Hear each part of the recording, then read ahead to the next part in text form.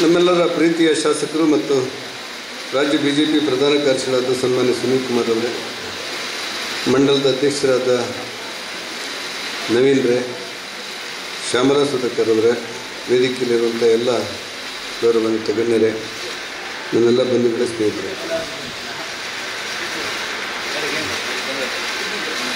1992ನೇ ಇಸ್ವಿ ಅಂದರೆ 32-33 ವರ್ಷಗಳ ಕೆಳಗೆ ನಾನು ನನ್ನೂರಿನಲ್ಲಿ ಗ್ರಾಮ ಪಂಚಾಯತ್ ಸದಸ್ಯನಾಗಿ ರಾಜಕಾರಣಕ್ಕೆ ಸಕ್ರಿಯವಾಗಿ ತೊಡಗಿಸಿಕೊಂಡೆ. 95ರಲ್ಲಿ ಮತ್ತೆ ತಾಲೂಕು ಪಂಚಾಯತ್ ಸದಸ್ಯನಾಗಲಿಕ್ಕೆ ಪಾರ್ಟಿಯಿಂದ ನನಗೆ ಅವಕಾಶ ಆಯಿತು.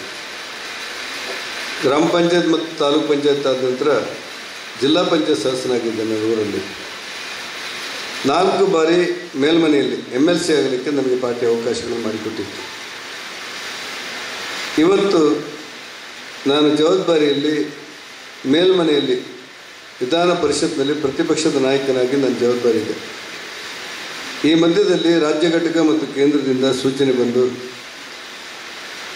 ಪಾರ್ಲಿಮೆಂಟ್ ಚುನಾವಣೆಗೆ ಸ್ಪರ್ಧೆ ಮಾಡಬೇಕು ಉಡುಪಿ ಮತ್ತು ಚಿಕ್ಕಮಗಳೂರಿನಿಂದ ಅಂತ ಪಾರ್ಟಿ ಹೇಳಿದ್ದರಿಂದ ನಾನು ಚುನಾವಣೆಗೆ ಸ್ಪರ್ಧೆ ಮಾಡ್ತಾಯಿದ್ದೇನೆ. ನಾನು ನಿಮ್ಮಲ್ಲಿ ವಿನಂತಿ ಮಾಡಲಿಕ್ಕೆ ಬಂದೆ. 3ನೇ ತಾರೀಕು ಏಪ್ರಿಲ್ 3ನೇ ತಾರೀಕು ಬೆಳಿಗ್ಗೆ 11 ಗಂಟೆಗೆ ಉಡುಪಿ ಮತ್ತು ಚಿಕ್ಕಮಗಳೂರು ಲೋಕಸಭಾ ಕ್ಷೇತ್ರಕ್ಕೆ ಭಾರತೀಯ ಜನತಾ ಪಕ್ಷದ ಅಭ್ಯರ್ಥಿಯಾಗಿ ನಾನು ನಾಮಪತ್ರ ಸಲ್ಲಿಸ್ತಾ ಇದ್ದೇನೆ. ನೀವೆಲ್ಲರೂ ಶುಭ ಹಾರೈಸಬೇಕು ಅನ್ನೋದು ನನ್ನ ವಿನಯವಾದ ವಿನಂತಿ.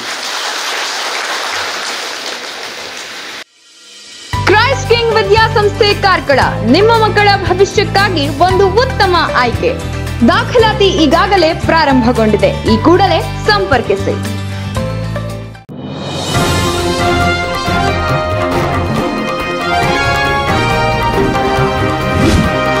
ನಿಖರ ಹಾಗೂ ಸ್ಪಷ್ಟ ಸ್ಥಳೀಯ ಸುದ್ದಿಗಳಿಗಾಗಿ ವೀಕ್ಷಿಸಿ ಸ್ವಯಂ ಟೈಮ್ಸ್ ಕಾರ್ಕಳ.